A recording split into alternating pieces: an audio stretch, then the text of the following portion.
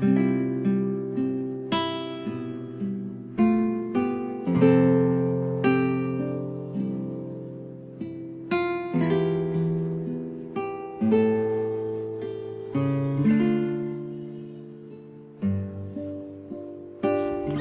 mabuting balita ng Panginoon ayon kay San Mateo. Noong panahong iyon, sinabi ni Jesus sa kanyang mga apostol, "Humayo kayo at ipangaral ninyo na malapit na maghari ang Diyos.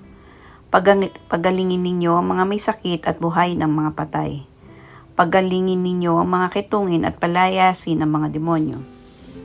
Yamang tumanggap kayo ng walang bayad, magbigay naman kayo ng walang bayad.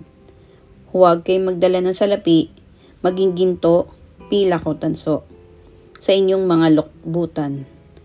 Huwag din kayong magdala ng supot sa inyong paglalakbay, ni bihisan, pampalit na panyapak o tungkod, sapagkat ang manggagawa ay may karapatan sa kanyang ikabubuhay.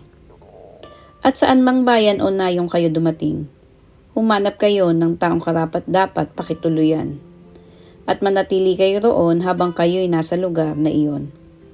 Pagpasok ninyo sa bahay, sabihin ninyo, maghari nawa ang kapayapaan sa bahay na ito.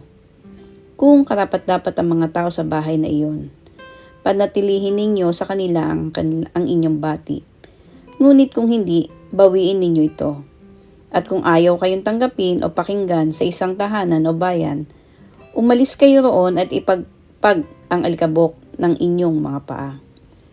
Sinasabi ko sa inyo, sa araw ng paghuhukom ay higit na mabigat ang ipaparusa sa mga tao sa bayang yaon kaysa sa dinanas ng mga taga-Sodoma at taga-Gomora.